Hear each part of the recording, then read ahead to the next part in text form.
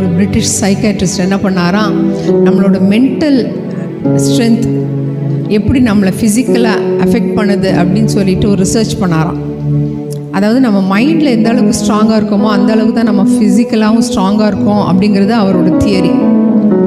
அதுதான் அதை ப்ரூவ் பண்ணோங்கிறதுக்காக ஒரு டெஸ்ட் வச்சாராம். 3 பேரை கூப்பிட்டாராம். 3 பேரை கூப்பிட்டு அவங்கள்ட்ட வந்து ஒரு இந்த ஹேண்ட் கிரிப்பிங் மிஷின் ஒன்று இருக்கும், டைனமோமீட்டர். அது கிரிப்பிங், அது நல்லா டைட் பண்ணி அது எவ்வளோ நம்மளோட கிரிப்பிங் ஸ்ட்ரென்த் அதில் கண்டுபிடிக்கலாம்.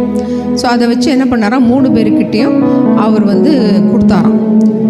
ஒரு ஆள்கிட்ட 3 பேர்ட்டையும் கொடுத்துட்டு 3 பேரையும் நார்மலான சுச்சுவேஷன், அவங்களோட ஃபிசிக்கல் ஸ்ட்ரென்த் எவ்வளோ இருக்கோ நீங்கள் நார்மலாக அதை கிரிப் பண்ணுங்கள் அப்படின்னு சொன்னபோது கிட்டத்தட்ட 101 அந்த ரீடிங் வந்து 101 கிட்ட வந்துச்சான்.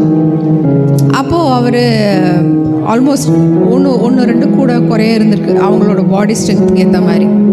அப்புறம் என்ன பண்ணாரா, அவரை ஹிப்னோடைஸ் பண்ணாங்களாம். 3 பேரையும் அவர் ஹிப்னோடைஸ் பண்ணி அவர் என்ன பண்ணாரா, நீங்கள் வந்து ரொம்ப வீக்காக இருக்கிறீங்க, உங்களுக்கு ஸ்ட்ரென்த்தே இல்லை, உங்களுக்கு வந்து பலனே இல்லை, நீங்கள் ரொம்ப வீக்கான பீப்புள் அப்படின்னு சொல்லி அவரை ஹிப்னோடைஸ் பண்ணி அதுக்கப்புறம் அந்த டைனமோமீட்டரை கிரிப் பண்ண சொன்னாராம்.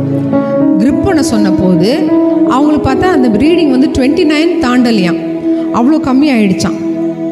அப்போது அவர் என்ன சொல்கிறாரு, அந்த மென்டலாக வீக்காக இருக்கிறேன்னு நினச்ச உடனே ஃபிசிக்கலாகவும் அந்த வீக்னஸ்ஸு அதை அஃபெக்ட் பண்ணிடுச்சுன்னு. 3ஆவதாக என்ன டெஸ்ட் பண்ணாரா, அந்த ஹிப்னோடைஸ் பண்ணவங்கள திருப்பி மறுபடியும் எழுப்பி திருப்பி ஹிப்னோடைஸ் பண்ணி நீங்கள் பயங்கர strong, you are the strongest people, நீங்கள் உங்களுக்கு இருக்கிற ஸ்ட்ரென்த்தை விட பயங்கர ஸ்ட்ரென்த் இருக்குது அப்படி இப்படின்னு சொல்லிட்டு பயங்கர ஸ்ட்ராங்கு அப்படின்னு சொல்லிட்டு ஹிப்னோடைஸ் பண்ணாங்களாம். அப்போ